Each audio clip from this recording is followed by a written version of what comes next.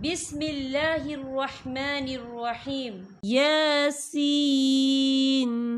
والقرآن الحكيم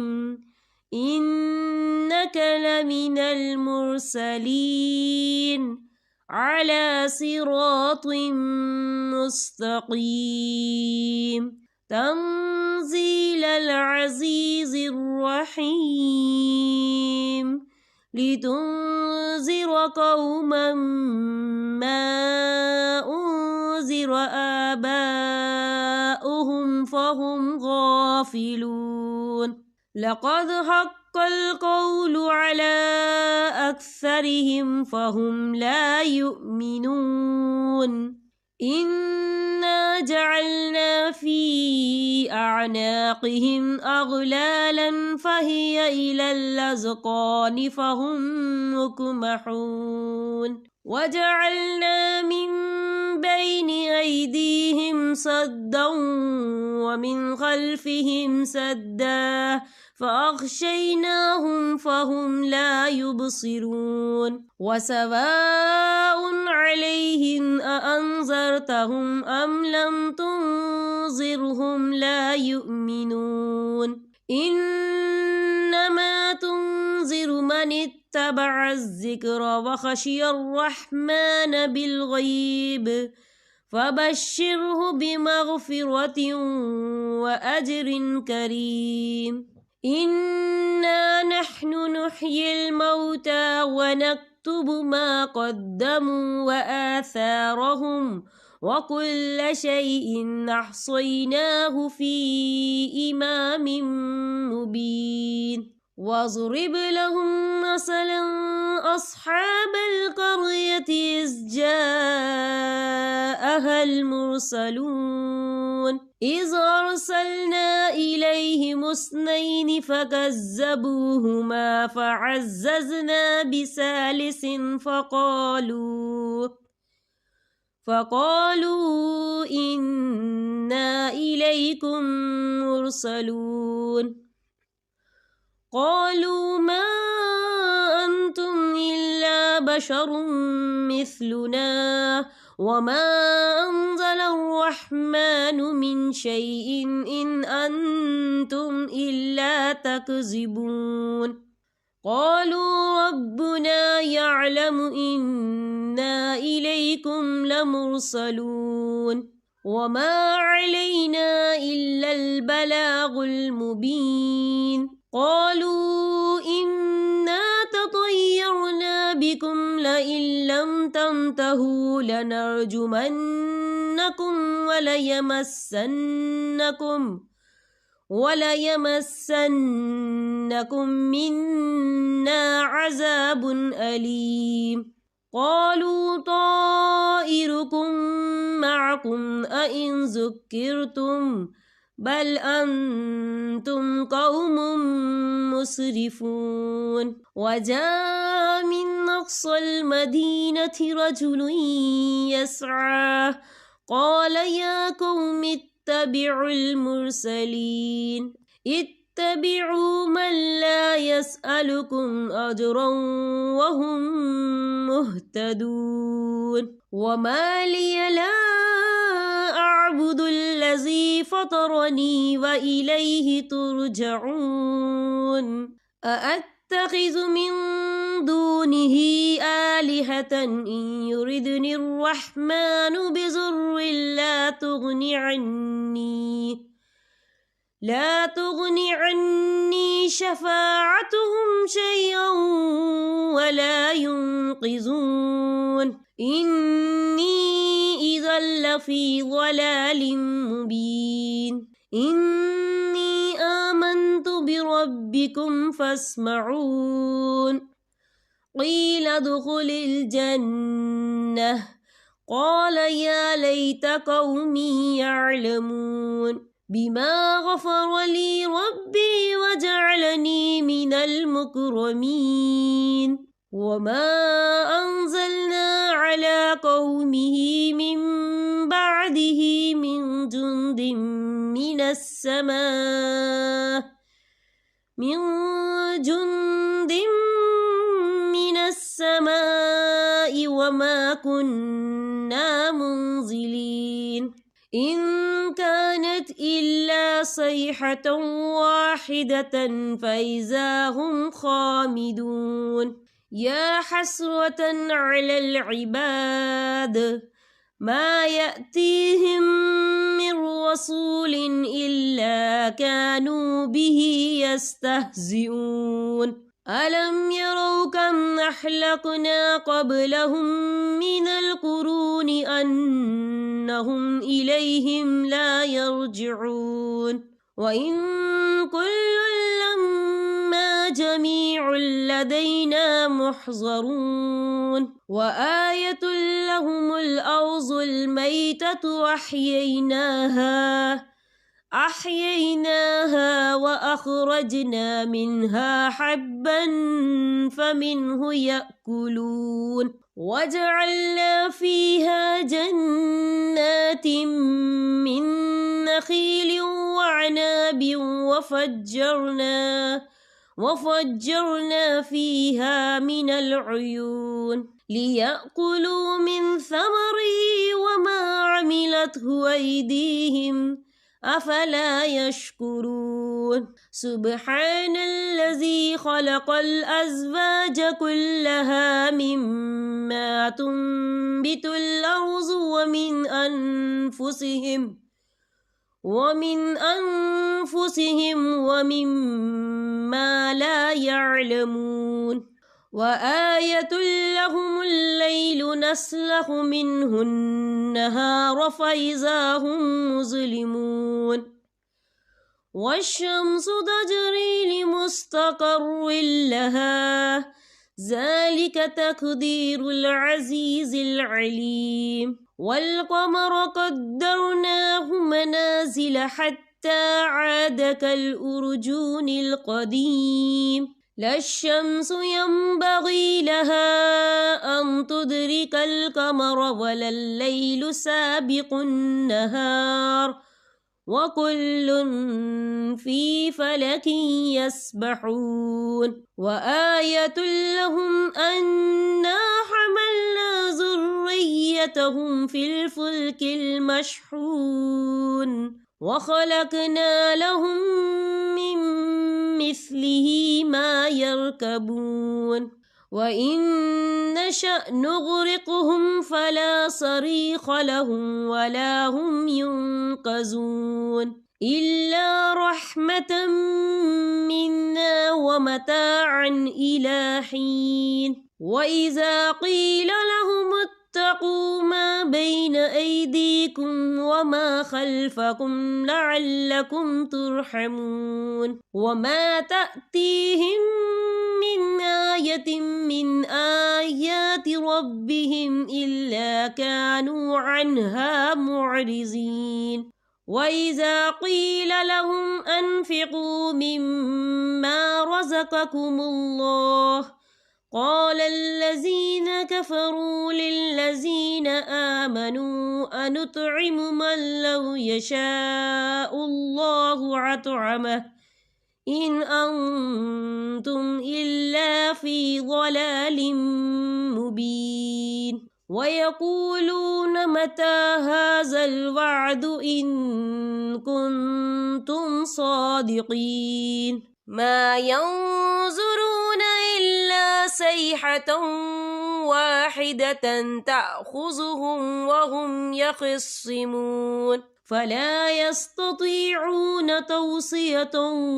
ولا إلى أهلهم يرجعون ونفخ في الصور فإذا هم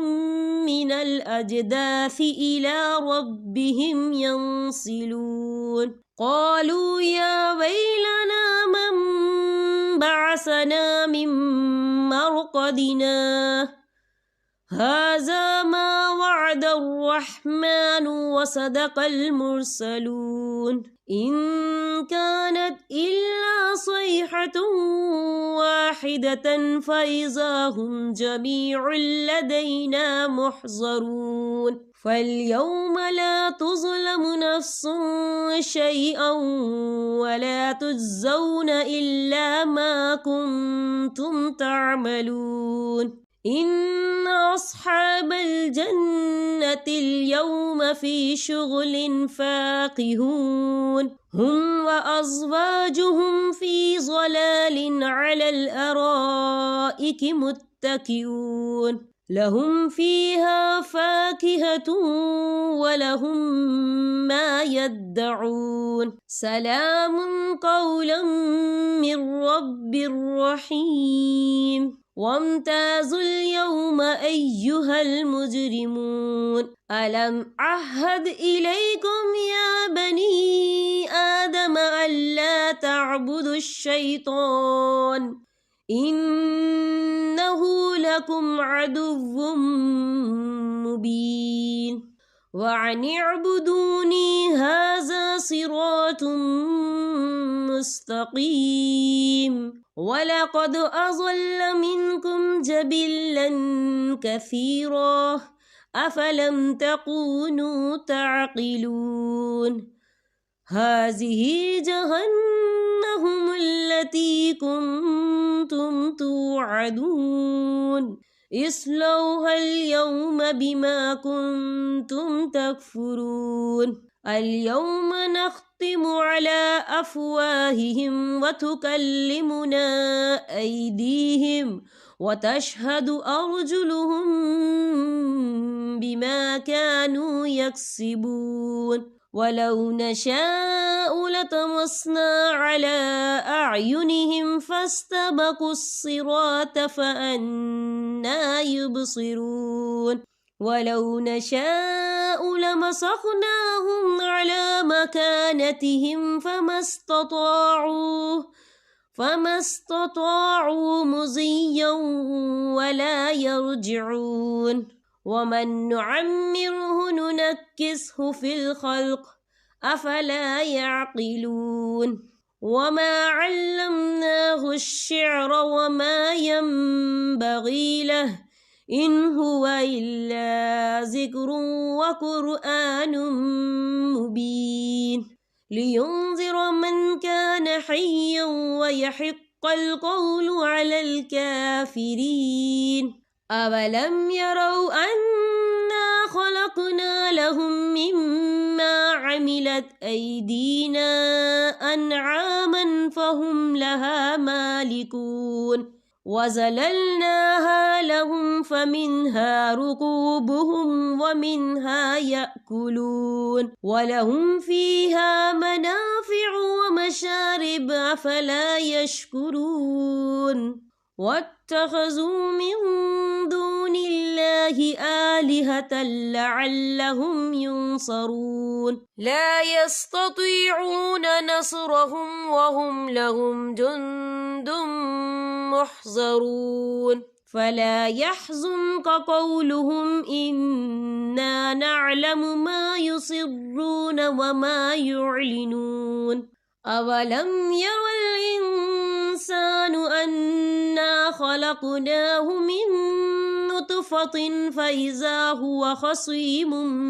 مبين وضرب لنا مثلا ونسي خلقه قال من يحيي العظام وهي رميم قل يحييها الذي أنشأها أول مرة وهو بكل خلق عليم الذي جعل لكم من الشجر الأخضر نارا فإذا أنتم منه توقدون أوليس الذي خلق السماوات والأرض بقادر على أن يخلق مثلهم بلى وهو الخلاق العليم إنما أمره إذا أراد شيئا أن يقول له كن فيكون فسبحان الذي بيده ملكوت كل شيء وإليه ترجعون بسم الله الرحمن الرحيم الرحمن علم القرآن خلق الإنسان علمه البيان الشمس والقمر بحسبان والنجم والشجر يسجدان والسماء رفعها ووضع الميزان ألا تطغوا في الميزان وأقيموا الوزن بالقسط ولا تخسروا الميزان والأرض وضعها للأنام فيها فاكهة والنخل ذات الأكمام والحب ذو العصف والريحان فبأي آلاء ربكما تكذبان خلق الإنسان من صلصال كالفخار وخلق الجان من مارج من نار فبأي آلاء ربكما تكذبان رب المشرقين ورب المغربين فبأي آلاء ربكما تكذبان مرج البحرين يلتقيان بينهما برزخ لا يبغيان فبأي آلاء ربكما تكذبان يخرج منهما اللؤلؤ والمرجان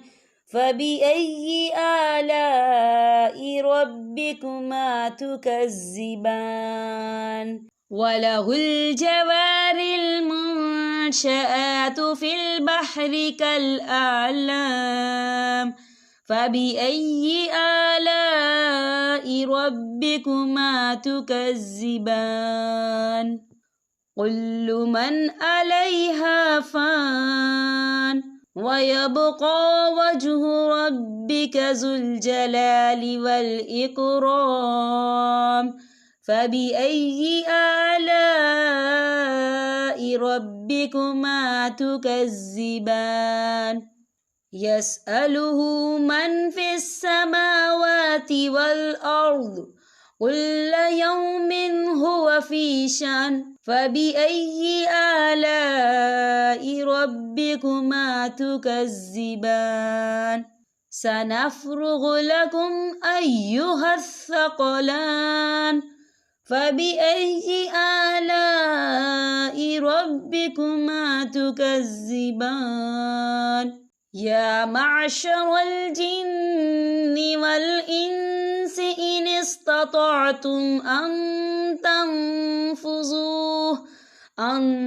تنفذوا من أقطار السماوات والأرض فانفذوا لا تنفذون إلا بسلطان فبأي آلاء ربكما تكذبان يرسل عليكما شواظ من نار ونحاس فلا تنتصران فبأي آلاء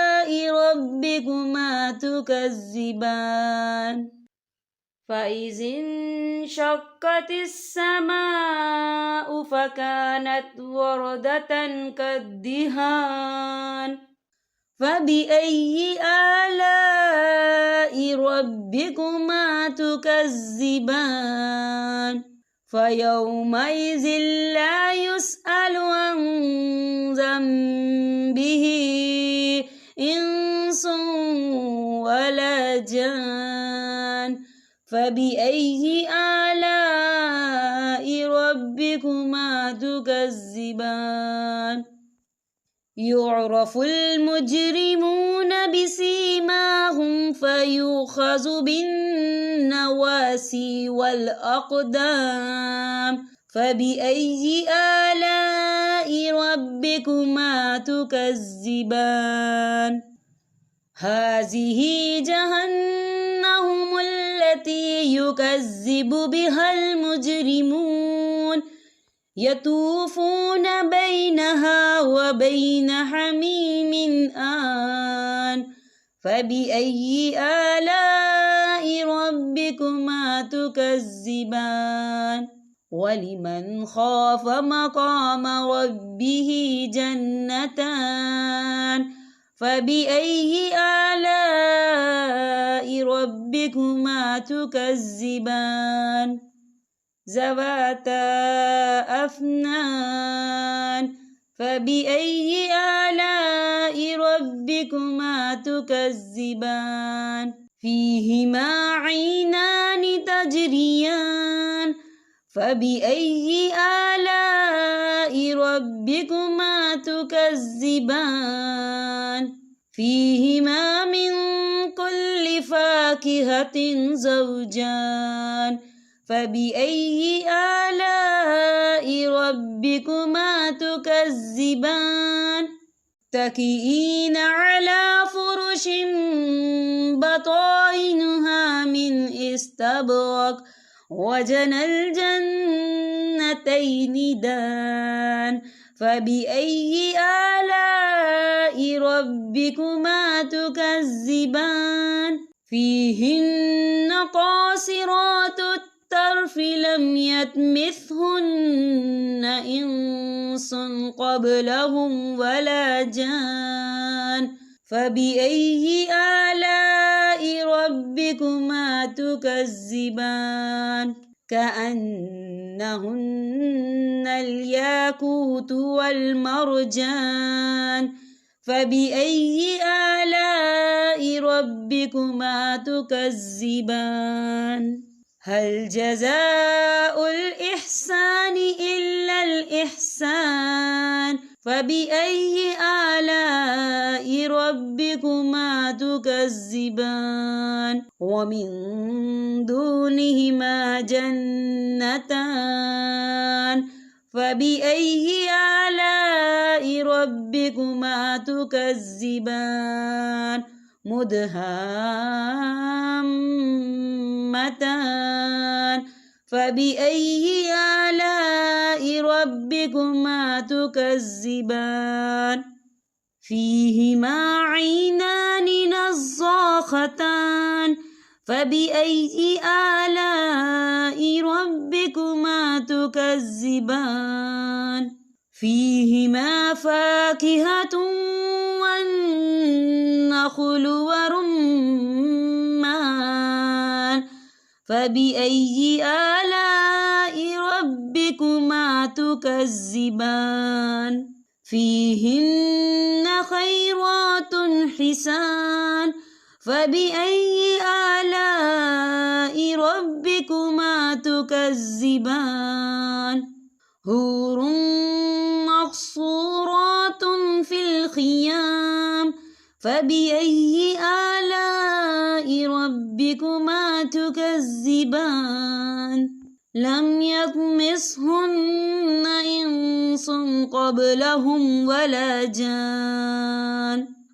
فبأي آلاء ربكما تكذبان متكئين على رفرف خضر وأبكري حسان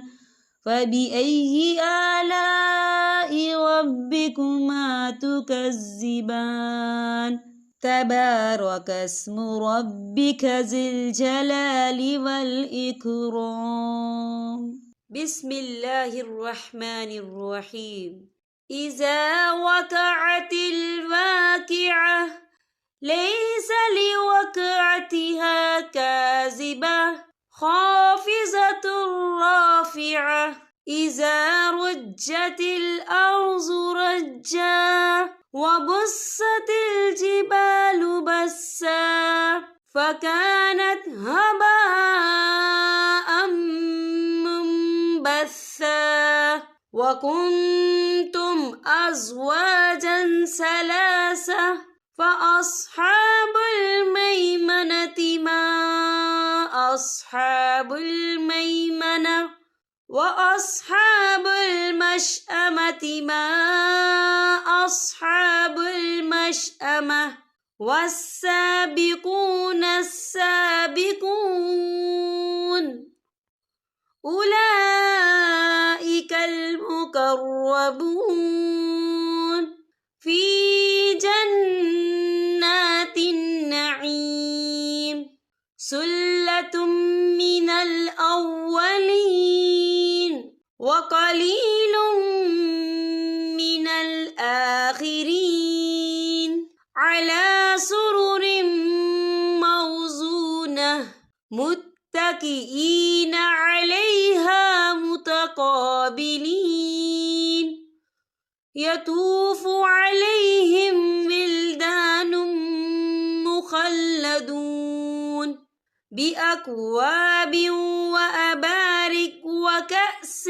من معين لا يصدعون عنها ولا ينزفون وفاكهة مما يتخيرون ولحم طير مما يشتهون وحور عين كأمثال اللؤلؤ المكنون جزاء بما كانوا يعملون لا يسمعون فيها لغوا ولا تأثيما إلا قيلا سلاما سلاما وأصحاب اليمين ما أصحاب اليمين في صدر مخضود وطلح منضود وظل ممدود وماء مسكوب وفاكهة كثيرة لا مقطوعة ولا ممنوعة وفروش مرفوعة إنا أنشأناهن إنشاء فجعلناهن أبكارا عربا أترابا لأصحاب اليمين سلة من الأولين وسلة من الآخرين وأصحاب الشمال ما أصحاب الشمال في سموم وحميم وظل من يحموم لا بارد ولا كريم إنهم كانوا قبل ذلك مترفين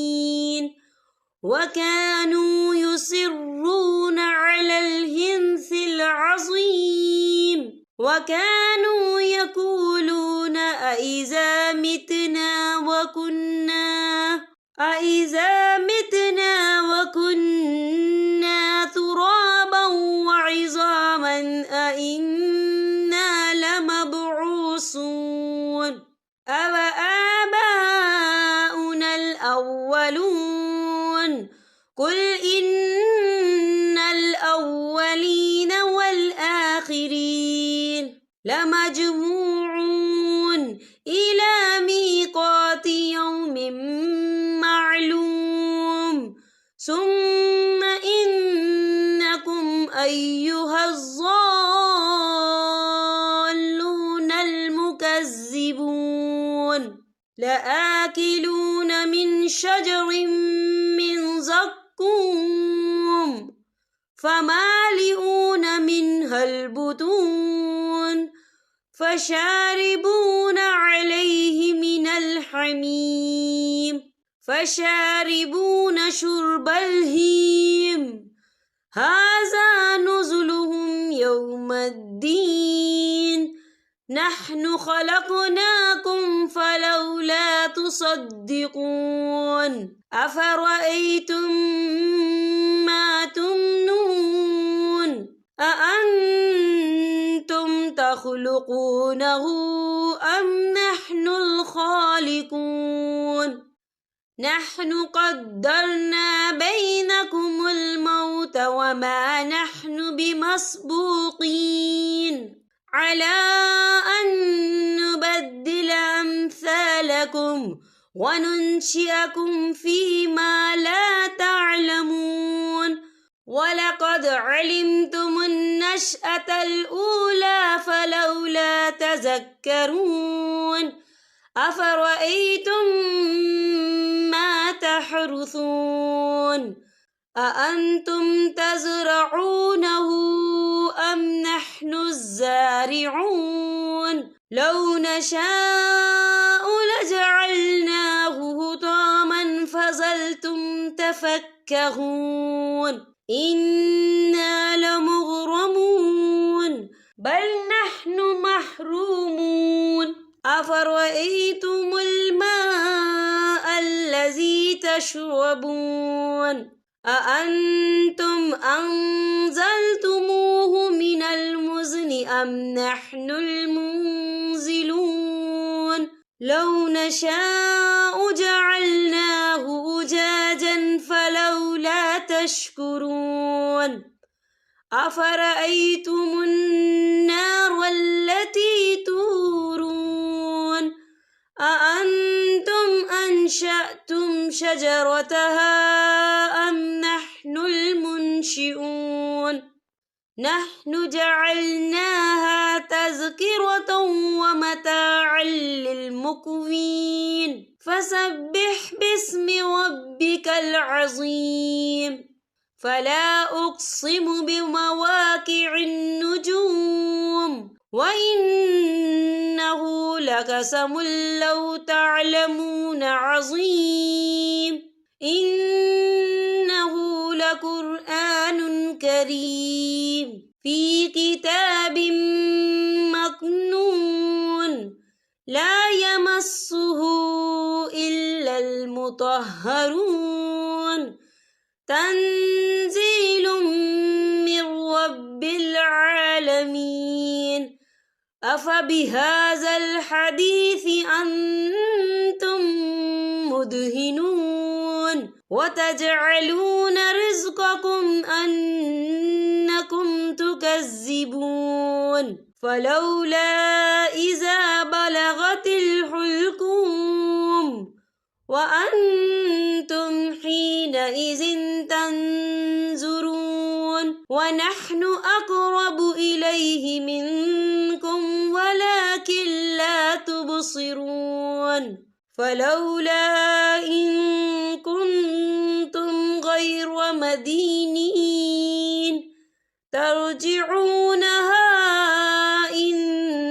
كنتم صادقين فأما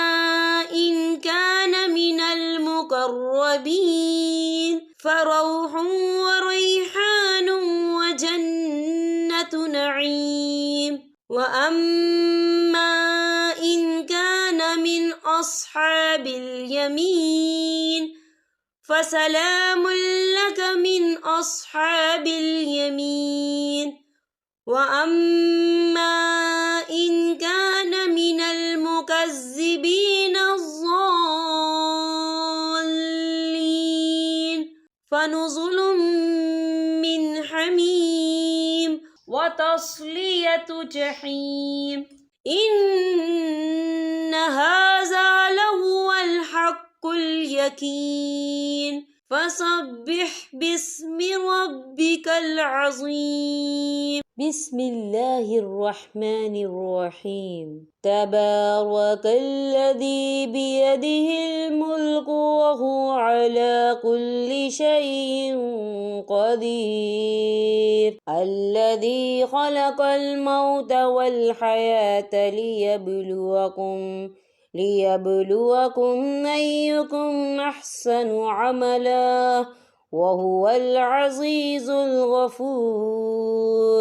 الذي خلق 7 سماوات طباقا ما ترى في خلق الرحمن من تفاوت فارجع البصر هل ترى من فتور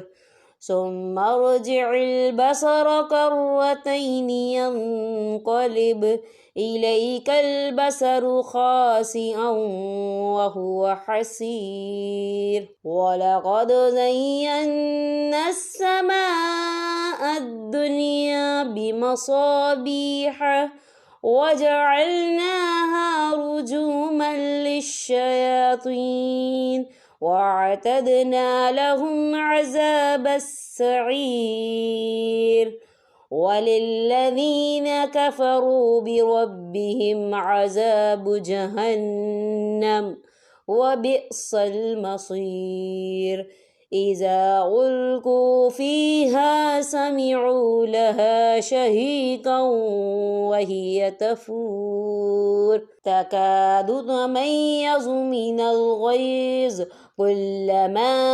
ألقي فيها فوج سألهم خزنتها ألم يأتكم نذير قالوا بلى قد جاءنا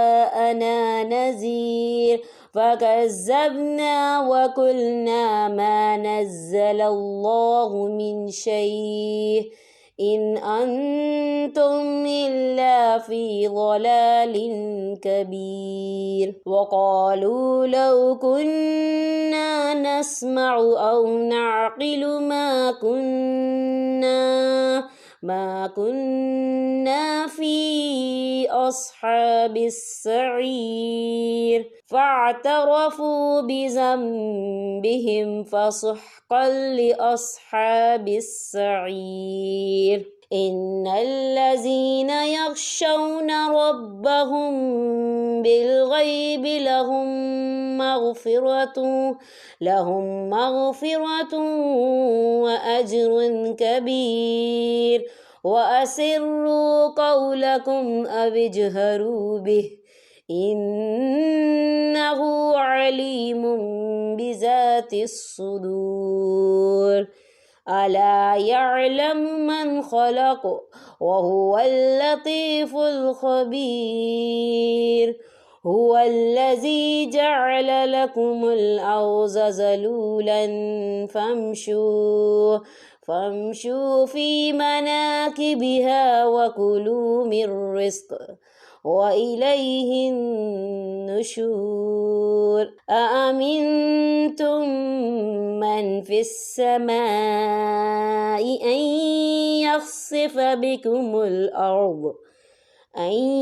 يخسف بكم الأرض فإذا هي تمور أم أمنتم من في السماء أن يرسل عليكم حاصبا فستعلمون كيف نذير ولقد كذب الذين من قبلهم فكيف كان نكير أولم يروا إلى الطير فوقهم صافات ويقبضن ما يمسكهن إلا الرحمن إنه بكل شيء بصير أمن هذا الذي هو جند لكم ينصركم من دون الرحمن إن الكافرون إلا في غرور أمن هذا الذي يرزقكم إن أمسك رزقه بل لجوا في عتو ونفور أفمن يمشي مكبا على وجهه أهدى أمن يمشي سويا على صراط مستقيم قل هو الذي أنشأكم وجعل لكم السمع والأبصار والأفئدة قليلا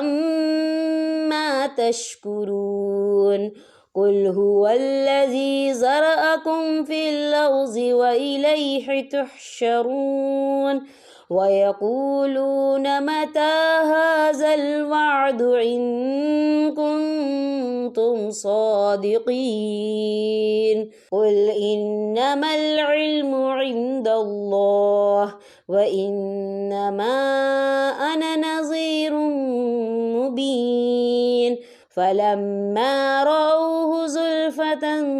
سيئت وجوه الذين كفروا وقيل هذا الذي كنتم به تدعون قل أرأيتم إن أهلكني الله ومن معي أو رحمنا فمن يجير الكافرين من عذاب أليم قل هو الرحمن آمنا به وعليه توكلنا فستعلمون من هو في ضلال